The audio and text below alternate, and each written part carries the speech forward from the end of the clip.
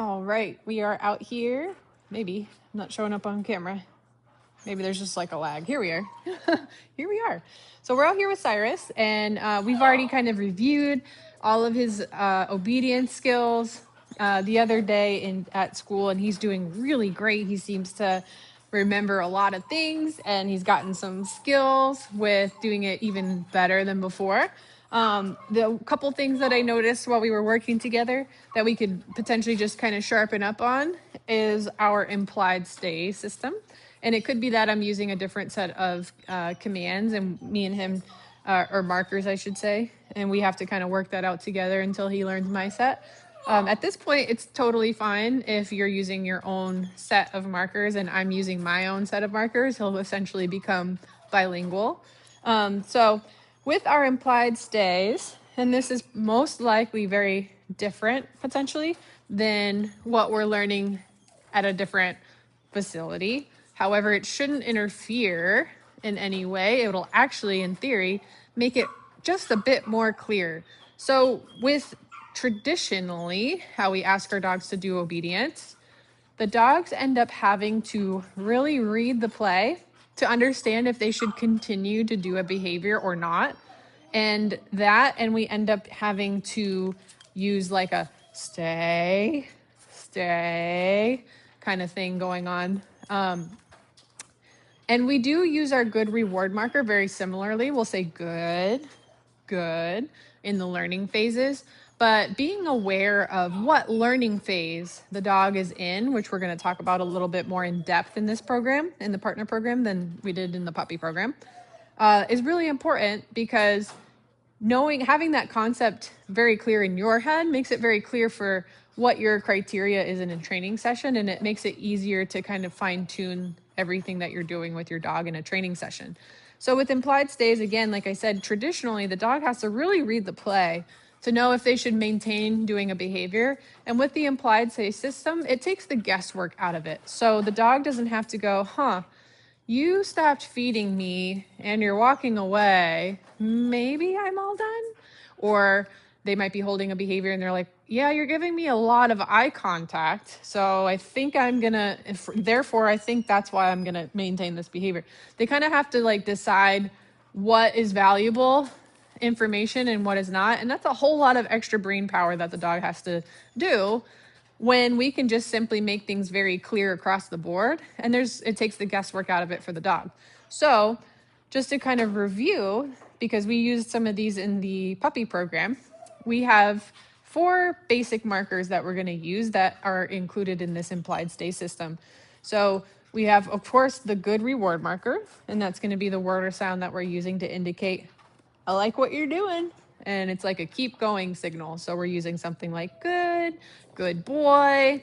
And the dog should start to, and I think this is where I noticed the other day that we could use some tweaking.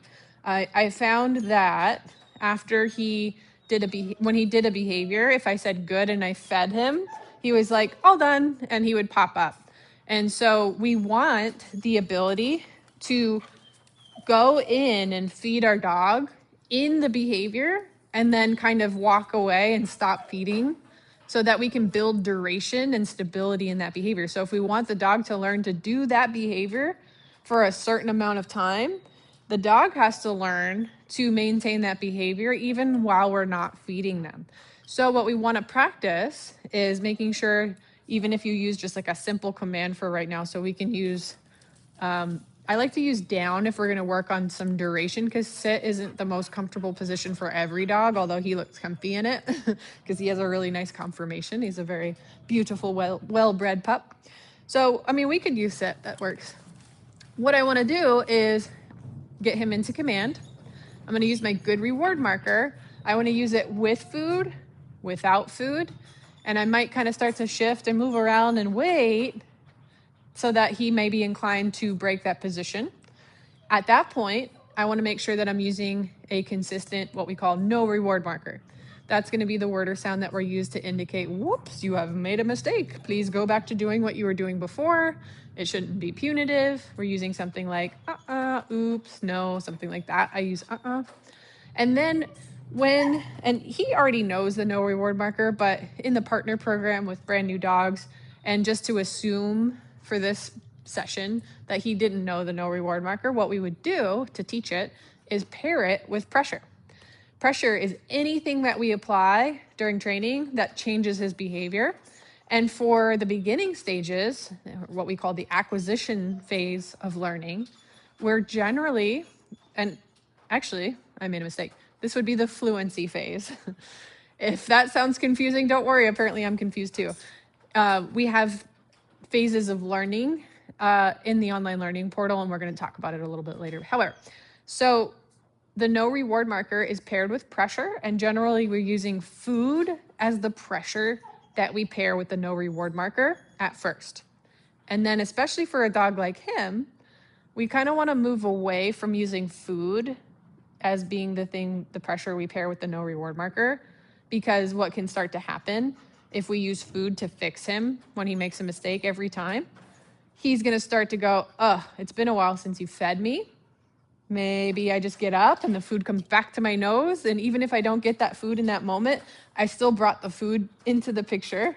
And so once we can successfully fix them with that food, we're going to probably want to start to use a different type of pressure to fix them, to make it more clear to them that being in the behavior is more beneficial and what ultimately brings more food to you than making a mistake. And so generally we'll introduce what we call a tactile cue. So we'll introduce leash pressure instead of using food to fix them when they're wrong, so that they kind of go, I know how to, I made a mistake and I'm going to feel like this slight bit of leash pressure.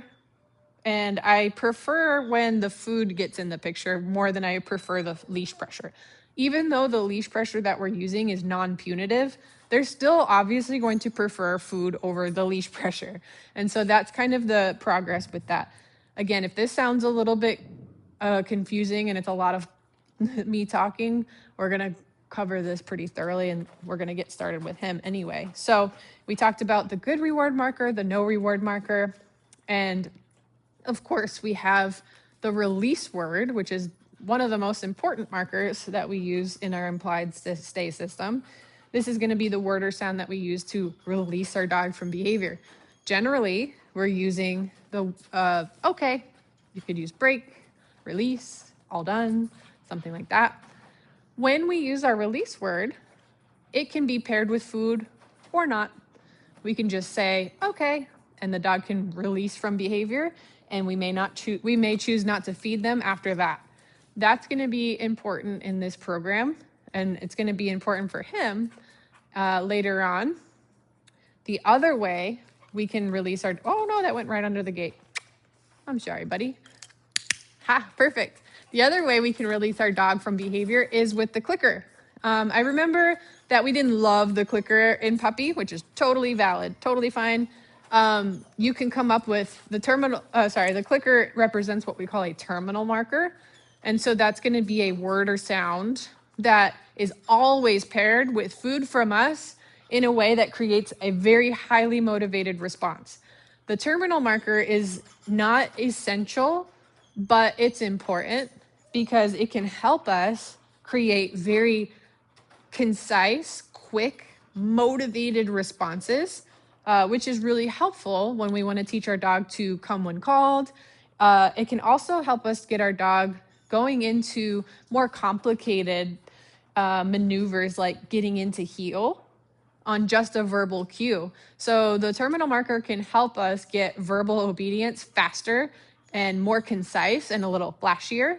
So that's not necessarily essential, but it can be important, and it can speed learning up very much so. So I'm going to get Mr. Man here into a sit, and I'm going to use my good reward marker. Good. I'm going to feed him. Nice. Good. I'm going to go ahead and give him another piece of food. Good. Now I want him to hear the good reward marker. Good. Without being fed. And that looks great. And then I'm going to go ahead and release him. Okay. Perfect. So I didn't feed him after I released him, but I'm going to reset him with a little bit of food here. Perfect. We're going to try DOWN this time. Down. Good. This is the one that he struggled with a little bit more, where he got fed. Good. Good. Nice. So he's getting practice hearing that good reward marker. Good. I want to make sure I'm feeding him with his elbows touching the floor. Good. Nice. I can see him thinking. We worked on this the other day, but I can definitely see him going, should I still be doing this? Yeah. Good boy. Good. Good. I'm going to go ahead and release him with his clicker this time. Perfect. Very nice. Good. When I release with my clicker, I'm always going to feed. I won't carry on too much right now with the differences between the release word and the clicker. But just know that if we release with the release word, we can choose to feed or not. With the clicker, it's always going to be paired with food. So he's actually doing really great. I wish I took more video of him in day 1 the other day where he was struggling with that, but he's already put it together. I just wanted to make sure that we reviewed that little piece because I'm sure when we talk about it together in group class, it'll be a little bit nuttier. There's always more energy and craziness in week 1, especially of group class. So it's a little bit harder to get more complicated points across. So hopefully this is a helpful little like review video. I'm also going to send along the online learning portal link so that you can review those at leisure before and after and during the program. So that's all good. So he's doing great. Good job, Odie. Oh, you're not Odin, you're Cyrus. Oh my gosh. That's going to be the other problem we have in this program with all the Goldens, right? We have Odin, we have Cyrus, we have Sunny. Oh my goodness. Good job, Cyrus.